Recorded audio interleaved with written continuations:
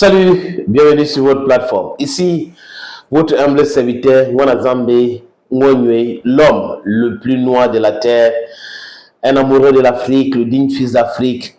Nous sommes là pour soutenir notre Afrique parce que l'indépendance totale de l'Afrique, c'est notre combat. On ne doit pas rigoler avec cela. Il ne faut pas être complaisant. Il n'y a pas de négociation possible dans ce sens.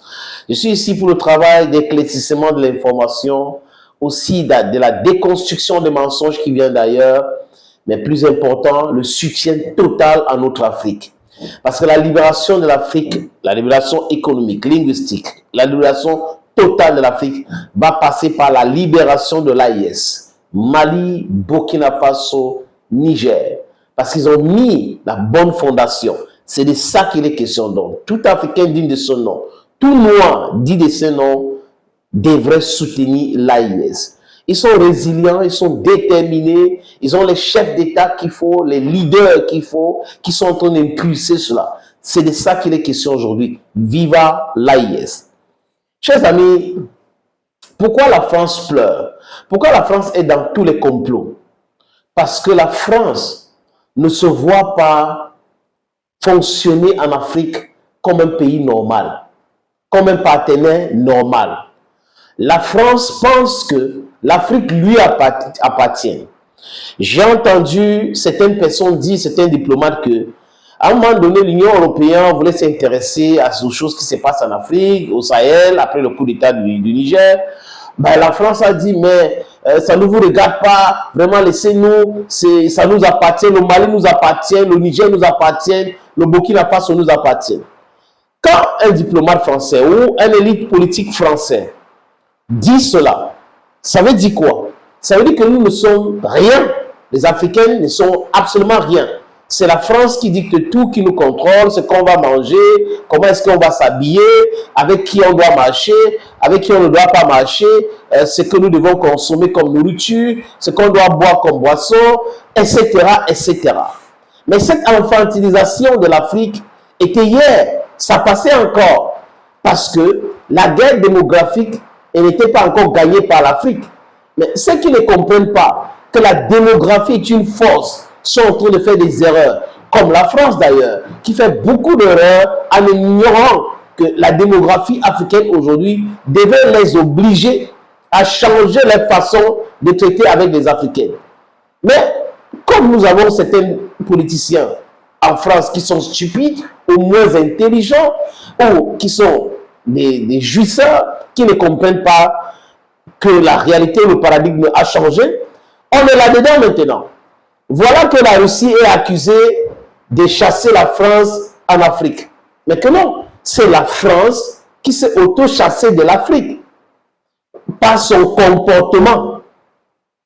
Comment comprendre qu'un pays qui a refusé qu'on lui impose une monnaie après la Deuxième Guerre mondiale, un pays qui a refusé les bases militaires américaines sur son sol après la Deuxième Guerre mondiale, un pays qui a été sauvé par l'Afrique parce que les Français ont été incapables de sauver leur pays. L'Afrique et la Russie ont sauvé la France. Mais un pays qui oublie son histoire sciemment pour penser seulement aux choses que crier de toutes pièces.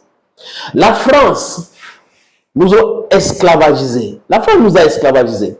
La France nous a colonisés. Mais à un moment donné, cette France-là devait passer à autre chose. L'Allemagne, par exemple, a perdu ses colonies en Afrique. Les Allemands sont en train de faire quoi? Vous avez le Royaume-Uni aussi, on peut dire qu'il y a certaines influences, mais ce n'est pas la même emprise comme la France sous ses anciennes colonies. On va aller où? On parle de l'Italie. L'Italie avait les colonies en Afrique. L'Espagne aussi avait les colonies en Afrique. Pourquoi on entend seulement parler de la France? Quand il y a un coup d'État quelque part en Afrique, c'est la France, surtout les pays francophones. Quand il y a déstabilisation quelque part, c'est la France. Quand il y a les terreaux quelque part, c'est la France. C'est inacceptable. Et les Africains ont subi cela. Et la France n'a pas compris que le paradigme était en train de changer. Et les gens qui sont là aujourd'hui, ce n'étaient pas les gens qui étaient là à l'époque coloniale ou avant les indépendances. C'est d'autres personnes, des jeunes aujourd'hui qui vont dans les mêmes écoles que les Français, qui ne comprennent pas, qui n'ont pas cette complexe d'infériorité devant les Blancs. Un Blanc, c'est un être humain, un Noir, c'est un être humain, un Jaune, c'est un être humain. Donc, au lieu de comprendre cela, changer de politique, la France s'est entêtée pour rester dans cela. Si vous nous refusez ceci, on va faire un coup d'État. Vous nous refusez cela, on va faire un coup d'État, vous allez dégager. Et là, le Sahel a donc compris. Ils ont planifié la chasse de la politique et les politiques français chez eux. Abdiaman Tchani est arrivé. Vous avez vu qu'il avait déjà tout préparé. Mais c'est la France qui tombait dans son piège. Au Burkina Faso, ils avaient déjà tout préparé. La France ne comprenait pas. La France est tombée dans ce piège. Au Mali, ils avaient déjà tout préparé. La France n'a pas compris. La France est tombée dans ce piège.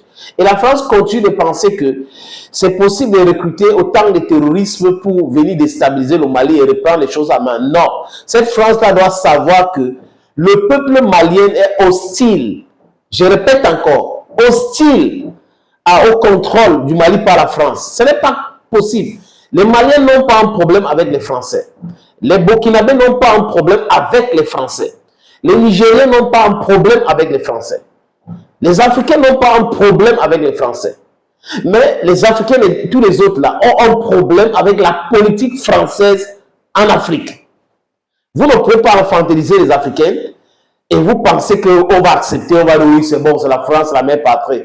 Bullshit. Total bullshit. Donc, accuser la Russie aujourd'hui d'avoir chassé la France, c'est que la Russie accepte ce que la Russie a toujours fait en Afrique.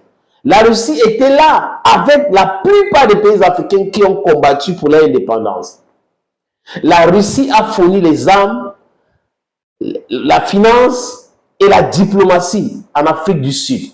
Pendant que l'entité, un pays créé par des Caucasiens qui viennent de l'Europe de l'Est, de toutes pièces sur les terres palestiniennes, pendant que les Américains soutenaient le gouvernement de l'apartheid, pendant que les Européens soutenaient le gouvernement de l'apartheid, la Russie soutenait l'ANC, African National Congress, de Nelson Mandela.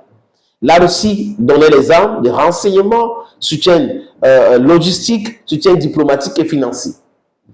Le cas pour le Cameroun francophone, la Russie était là, l'Angola et tout ça. Donc la Russie a toujours été là. Donc la Russie aujourd'hui, qui fournit les armes en République centrafricaine, et en République centrafricaine aujourd'hui, les amis, vous voyez qu'il y a un semblant de paix qui est en train de venir dans ce pays. On peut citer les autres pays. Et ces pays-là achètent les armes russes. Ils achètent les armes russes. Ce n'est pas que c'est la gratuité. Non, ce n'est pas la gratuité. Donc voilà ce qui se passe. Africa Corps, par exemple, au Mali.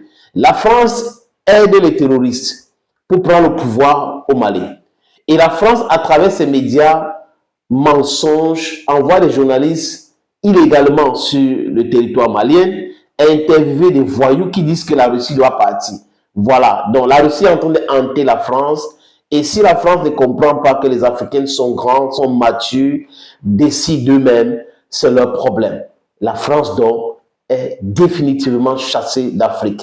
Et la France accuse la Russie. Alors,